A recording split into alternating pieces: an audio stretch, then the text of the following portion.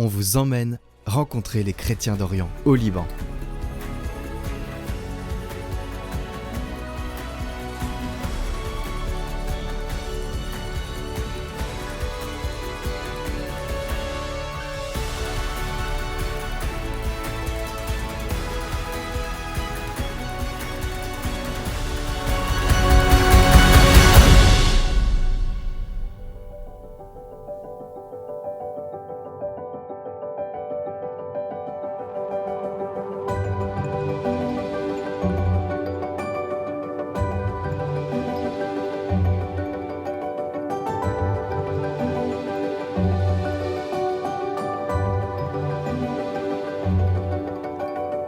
C'est ici au monastère Saint-Amoun que notre grand voyage ici au Liban va s'achever. En belle manière de conclure finalement. Occasion aussi de prier un petit peu sur la tombe de Saint-Charbel. C'est peut-être le premier endroit auquel on pensait en fait en venant au Liban et je trouvais ça beau de finir plutôt par cet endroit au lieu de commencer avec.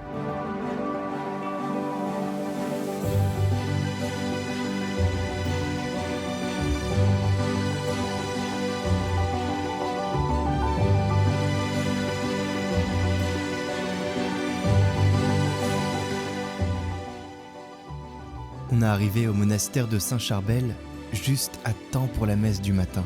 On s'est levé très tôt et on était très heureux de pouvoir vivre ce temps. En plus, le pape venait de passer à ce lieu. On s'y est rendu quelques jours après.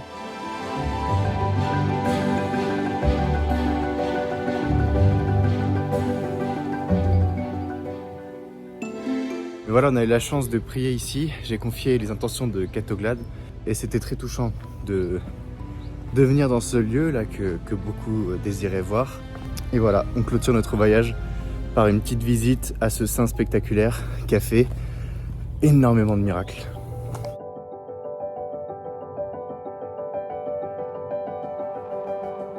Et en cette matinée, je peux vous dire qu'il n'y avait personne. Presque, on avait le sentiment que on avait ce lieu-là dans la paix, tout seul, pour rencontrer ce grand saint qu'est Saint-Charbel. L'occasion aussi d'acheter quelques souvenirs.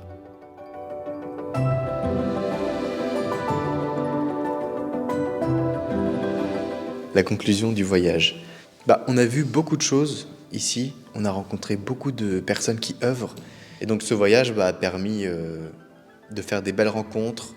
Et la conclusion du voyage, moi j'étais content de découvrir le Liban, de découvrir les habitants ici, à travers le regard de ceux qui vivent ici et qui nous ont vraiment partagé en off parfois des choses qu'ils ne voudraient pas dire en réalité devant la caméra. Et donc ça nous a un peu plus plongé dans cette réalité, vraiment pas simple quoi.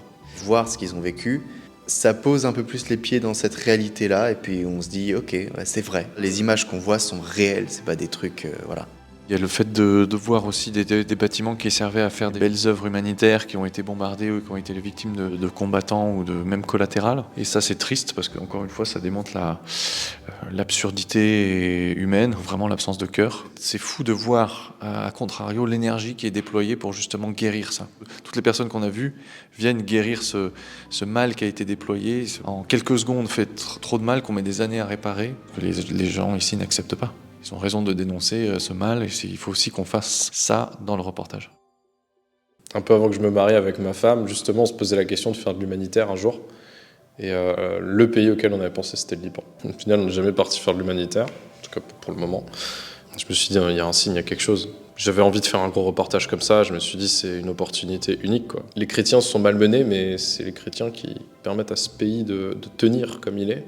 Dans ma vie perso, j'ai eu des mois et même 2 années dernières qui ont été extrêmement compliquées, où la foi, c'est devenu quelque chose de très dur. Mais voir des gens qui ont eu 1000 fois pire que moi, juste qui s'accrochent avec un feu et une joie, ça on l'a vu à la soirée avec le pape, de voir par exemple Brian qui était là, mais tout heureux, alors que la veille, on était encore au sud Liban avec lui, avec des bombardements autour. Je me dis, mais en fait, t'as rien compris, Tanguy, quoi, t'as rien compris. Et c'est cette foi-là, quoi, qui doit être ton exemple, ton modèle, et j'ai envie de repartir avec ça, avec ce feu, quoi. Je pense que j'ai à m'inspirer de ça, quoi. En tout cas, j'espère que je vivrai une partie des fruits que tout ce pays a à nous apporter, quoi.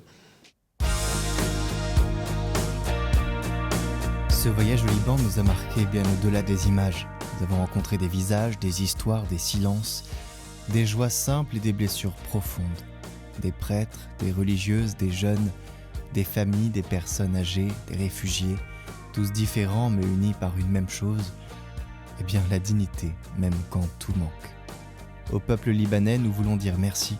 Merci pour l'accueil, pour la confiance, pour cette générosité qui persiste même quand la vie est rude. Vous nous avez appris que l'espérance n'est pas une naïveté, mais un choix quotidien.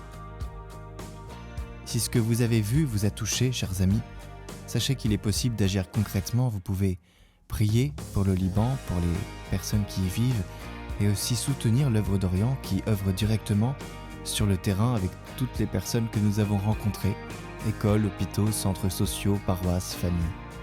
Tout ça, c'est soutenu par l'œuvre d'Orient, toutes les personnes que nous avons rencontrées. Nous voulons aussi remercier très simplement ceux sans qui ce voyage n'aurait pas été possible, Grégoire, Joséphine et Vincent de l'œuvre d'Orient, eh bien, tout simplement pour l'organisation, pour la patience, pour la présence discrète et fidèle à chaque étape. Et au moment où cette vidéo sort, nous sommes à Noël, à la veille de Noël. Et Noël n'est pas seulement une fête, c'est un appel pour nous tous, partout dans le monde. Un appel qui nous rappelle que Dieu ne naît pas dans le confort, mais dans la fragilité, qu'il ne choisit pas la puissance mais la proximité, et que là où tout semble sombre, une lumière peut encore se lever.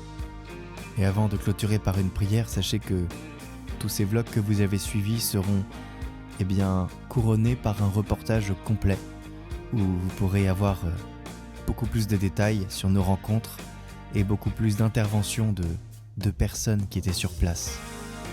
Vous n'avez eu qu'un avant-goût du reportage. Alors dès qu'il sera prêt, on vous le fera savoir. On voulait finir par une prière à Saint-Charbel, très courte, mais qui clôture, à l'instar de ce petit voyage, notre série de vlogs. Saint-Charbel, toi qui as appris à faire confiance dans l'épreuve, intercède pour le Liban et pour chacun de nous. Obtiens-nous la paix du cœur, la fidélité dans l'épreuve et la force de rester dans l'espérance. Amen.